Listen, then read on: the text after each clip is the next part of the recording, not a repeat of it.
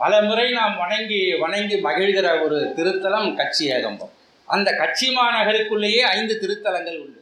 திரு கச்சி ஏகம்பம், கச்சி மேற்றலி, திரு ஓணக்காந்தன்தளி, திரு கச்சி அநேகதங்காவதம், திரு கச்சி நெறி காரைக்காடு. இந்த 5 திருத்தலங்களும் பாடல் பெற்ற தலங்களாக கச்சி மாநகருக்கு உள்ளேயே அமைந்திருக்கிறது. சரித்திர சான்றுகளை எடுத்து பார்ப்பீர்களேயானால் சீன யாத்திரிகர்கள் எழுதிய அந்த குறிப்பு நமக்கு கிடைக்கிறது. அந்த ஆண்டு கிமு 5ஆம் நூற்றாண்டு என்று சொல்லுகிறார். கிபி 3ஆம் நூற்றாண்டிலிருந்து 9ஆம் நூற்றாண்டு வரையில் 6 நூற்றாண்டுகள் பல்லவர்களுடைய தலைநகராக இருந்த ஒரு நகர் காஞ்சி மாநகர். கல்வி கரையிலா காஞ்சி மாநகர் என்று அப்பர் சுவாமிகள் சொல்வார். கடிகாஸ்தனம்னு அந்த காலத்திலேயே எழுதி வைத்தார்கள். கல்வி சாலைகள் நிறைந்த நகரமாக அப்பொழுது இருந்தது. கல்வி கரையிலா காஞ்சி மாநகர் என்று 7ஆம் நூற்றாண்டில் அப்பர் சுவாமிகள் சொன்னார். இன்றைக்கும் நாம் பார்க்கிறோம், கிட்டத்தட்ட 50 கல்வி நிறுவனங்களுக்கு மேலாக காஞ்சி மாநகரிலேயும் புறநகரிலேயும் அமைந்திருக்கிறது. தொடர்ச்சியாக அந்த பெருமையை அது பெற்று வருகிறது. வேறு எந்த நகருக்கும் இல்லாத பெருமை அந்த நகருக்கு உண்டு. நாலந்தா பல்கலைக்கழகம் என்று அஷர் பேரரசர் காலத்தில் மிகச் சிறப்பாக இருந்த ஒரு பல்கலைக்கழகம். அதில் தலைவராக இருந்தவர் தர்மபாலர். அவர் பிறந்த ஊர் காஞ்சிபுரம்.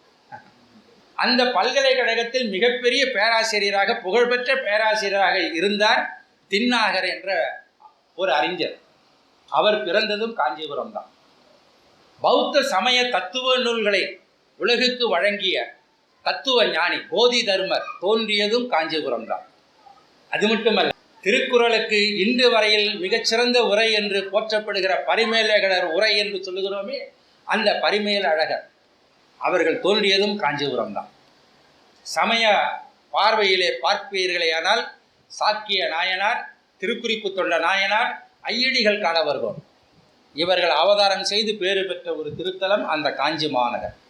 பொய்கை ஆழ்வாரும் வேதாந்த தேசிகரும் வாழ்ந்த திருத்தலமாக அது அமைந்திருக்கிறது. திருமங்கை ஆழ்வார் சில காலம் வரதராஜ பெருமானுக்கு திருத்தொண்டு செய்த திருத்தலம். ராமானுஜர் இளமை காலத்தில் வரதராஜ பெருமானுக்கு திருத்தொண்டு செய்த தலமும் அந்த காஞ்சிபுரத்தில் தான். திருக்கச்சி நம்பிகள் என்றாலே சொல்ல வேண்டாம். காஞ்சிபுரத்திற்கும் திருக்கச்சி நம்பிக்கும் இருக்கக்கூடிய உறவு. அடுத்ததாக பார்ப்பீர்களேனால் ஸ்ரீ காமகோடி பீடம், தொண்டை மண்டல ஆதீனம், திருவாடுதுறை ஆதீனத்தினுடைய கிளைமடம், மாதவ சிவஞான சுவாமிகளுடைய திருமடம், இவைகளெல்லாம் அமைந்திருப்பதும் அந்த காஞ்சிபுரம் தான். வேறு இலக்கிய பார்வையில் பார்ப்பீர்களேயானால் மணிமேகலைக்கு உபதேசம் பெற்ற திருத்தலமாகவும் நீண்ட நாள் வாழ்ந்த தலமாகவும் காஞ்சிபுரம் அமைகிறது. பாம்பன் சுவாமிகளுக்கு முருகப்பெருமான் இறங்கி வந்து காட்சி கொடுத்து அவரை குமரகோட்டத்திற்கு அழைத்து சென்ற நகரமும் அந்த காஞ்சி மாநகர் தான். இவைகளெல்லாம் வரலாற்று ரீதியாக, இலக்கிய ரீதியாக நாம் சிந்தித்தோம். நம்முடைய புராணங்கள் காஞ்சி மாநகரை குறித்து என்ன சொல்ல வருகிறது? 7 முக்தி தலங்களிலே ஒன்றாக சொல்லப்படுகிறது. அயோத்தியா, மதுரா, காசி, மாயா, காஞ்சி, அவந்திகா, துவாரகா என்கிற 7 முக்தி தலங்களிலே நகரேஷு காஞ்சி என்று சொல்லப்படுகிற முக்தி தலமாக அது போற்றப்படுகிறது. பஞ்சபூத திருத்தலங்களிலே மண்ணுக்கு உரியதாக பிருத்திவி திருத்தலமாக காஞ்சி மாநகர் போற்றப்படுகிறது. மற்றொன்று, எல்லாம் வல்ல எங்கும் நிறைந்த அந்த பரம்பொருள் எண்ணில்லாத ஆகமங்களை அருளிய இறைவர் தாம் விரும்புகின்ற உண்மையான ஒன்று எது என்றால் பூசனைதான். அந்த பூசனையை செய்யக்கூடிய பேராற்றலை அம்பிகைக்கு வழங்கிய திருத்தலம் அந்த காஞ்சி மாநகர். கம்பையாற்றன் கரையில் ஒரு மாமரத்தின் மூலத்தில் ஆகம விதி முறைப்படி பூஜை செய்து பேரானந்தம் பெற்றவர்கள் அம்பிகை. மிக பெரும் வெள்ளம் வர தாம் பூஜித்த லிங்கத்தை பாதுகாப்பாக இருக்க வேண்டும் என்பதற்காக அணைத்து கொண்ட திருத்தலம்.